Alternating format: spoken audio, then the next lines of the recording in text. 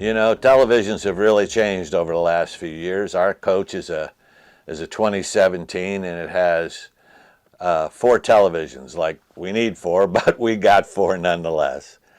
That was the beginning of smart TVs, and what that means is your coach can tie into your internet. So, if you want to stream or anything else, your TVs can run off of a satellite dish on your roof or an external satellite dish. We use dish, and it works great no matter where we are. We just need a clear view of the southern sky, southwestern sky actually, and we have great television via the dish satellite.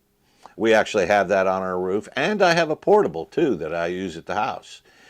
The other thing that's really made a difference, it's a game changer, is Starlink. Now, there's a lot of people out there talking about how expensive it is and so on and so forth, but I got to tell you, we go a lot of places where we don't even have phone service. So Starlink is a big deal because we can set our phones to run off of Starlink, and then we have satellite phones. So if we have an emergency, we have a phone. I also am a ham radio operator, so I have that option to me as well. Starlink is real simple. All you do is you basically connect the satellite dish, which is not that big, to a cable and run it to the router inside your coach or wherever you have it, and that router plugged in to 110, and it puts out a great signal, and it's you can connect your TVs to it, your phones to it, your tablets, laptops, whatever you need to do, and you have internet service, and it works incredibly well. Now, this opens up the option with your smart TVs and your other devices is to be able to watch things like Hulu, Netflix, all these different things that you can watch, which is really cool for those of you that like to binge watch things. It's pretty awesome. So you've got that. The real trick to that is to go into your TV settings and find network. Find your network that is Starlink with the password, put that in, and then most smart TVs already have all the apps listed for like Netflix, Hulu, and so on and so forth. And then go in and you're going to put your password for Netflix in and Hulu and whatever else you want. And so all you've got to do is click on those things, select the input, click on those things, and you're streaming. Now, I know I made it sound easy, but in all honesty, it is not that complicated. You can also use a Fire Stick, but if you do use a Fire Stick, what that does is that means you're going to have to plug it in. You're going to have a power source that's going to be a USB connection, and then you're going to have an HDMI connection for the Fire Stick. So you put those two together, and you have a little remote that you can use to scroll through things, and that works great. However, with the Fire Stick, just like everything else, you need to get into the settings and connect it to your internet, whatever you're using.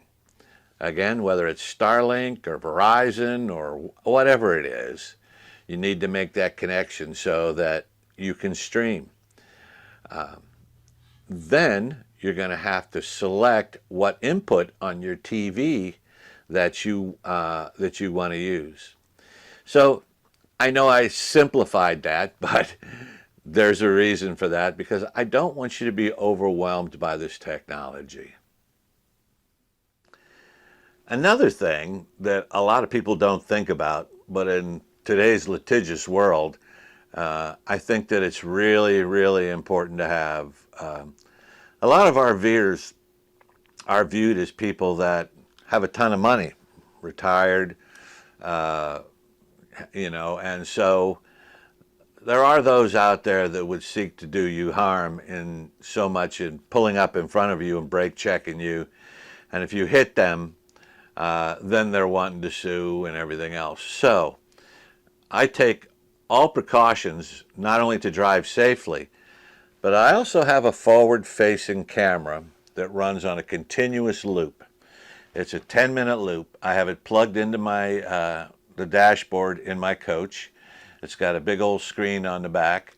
If there is an accident and it feels the shock of the accident, what's really cool about it is it locks that stretch of video in place. So when the police get there and they're trying to figure out who did what, you can pull the chip out, put it in your computer, and show them exactly what happened. It is an invaluable tool. Put it on your front windshield, plug it in, and it will run your whole trip. I tell you what, you may not need it, but if you do, it's an awful nice thing to have. Now, I've gone over a lot of things out here and talked about all sorts of technologies and so on and so forth to make your experience a little easier. And the number one thing is I want to say is, I guess don't be afraid of it. Learn something new. Take your time. Make good decisions. Do some research. Look up how to operate things. Read the manuals. And if nothing else, drop us a question in the comments, because we read all our comments and we're always glad to help. We find ourselves on a lot of blogs helping people out all the time, and it's our pleasure to give you a hand, or if we don't know or if I don't know, we'll point you in the right direction and maybe where you can get some help. Well, we hope that you enjoyed this video and you got something out of it.